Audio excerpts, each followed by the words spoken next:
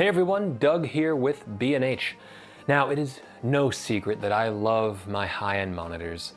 Unfortunately, I only have so much desk space, but what you see behind me has honestly freed up a lot more room for me, and I think it's going to be hard for me to go back. This is the LG UltraGear 34GN 850. Now, as you can see, it is an ultra-wide display, meaning it has a 21:9 aspect ratio, and at a generous 34 inches, it fits perfectly here, thanks to a well-articulated stand and some built-in cable management. Now, it is a curved display, but I gotta say, it's growing on me. The UltraGear is a gaming monitor first. With a 3440 by 1440 resolution, I find this to be a really nice sweet spot in terms of graphical demand, pixel density, and screen real estate. Games won't have to push as hard as they would for a 4K image, but you still have a sharper image than a 1080p screen. Now, coincidentally, we looked at another UltraGear monitor, the 27GL850B, in our How to Build a Gaming PC video,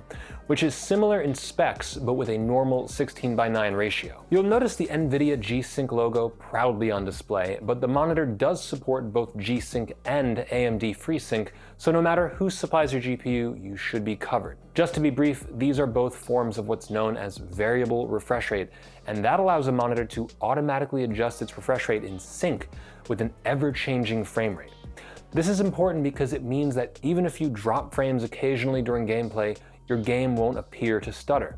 And if your computer can render excessively high frame rates, you won't experience the dreaded phenomenon known as tearing that happens when your display simply can't keep up with the frame rate. You can see here, I'm going anywhere from the mid-90s to the mid-130s for my frame rate, and the change is completely invisible to me.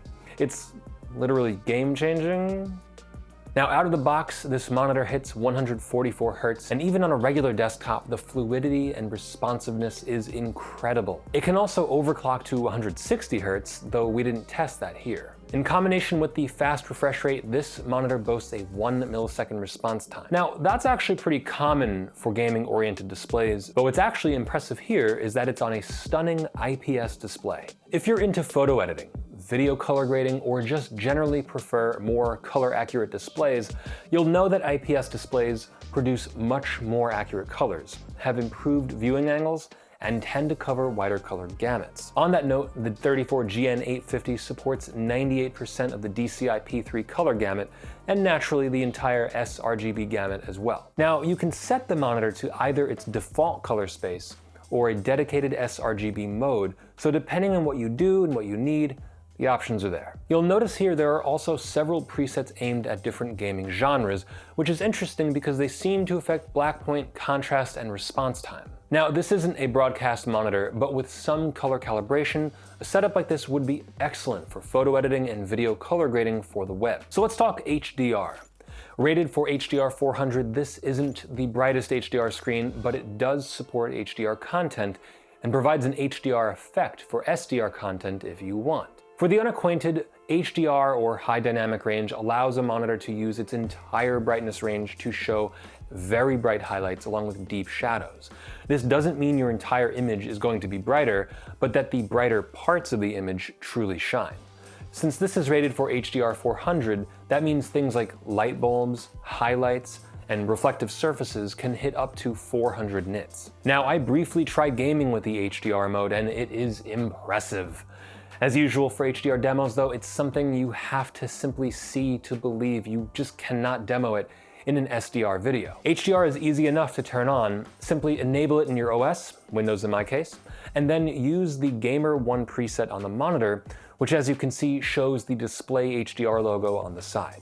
Physically, there is a wealth of connections on the back. 2 HDMI 2.0 ports and 1 DisplayPort 1.4 port. There's also 2 USB 3.0 ports, both Type A, and a larger USB upstream connection to bring those signals back to your computer. You'll want to check your graphics card, by the way, to make sure it supports the right connections and the right versions of those connections if you want to take advantage of HDR and variable refresh rates. And with all the multitasking I'm doing at home, this is my favorite feature. The on-screen control software can create numerous split window arrangements and allows you to really maximize your screen usage in ways that you just cannot do within Windows itself. Want 4 regions? Maybe 6? How about 8? Yeah, that's right. So that is it for the LG UltraGear 34GN850, a fantastic monitor that goes beyond its gaming specialties. High refresh rate, variable refresh rate, a 21:9 ratio, and HDR support make this a wonderful everyday monitor. It can be used in photo and video editing, extensive multitasking, and of course, gaming. I'm Doug with B&H, and I really don't want to give this monitor up. See you next time.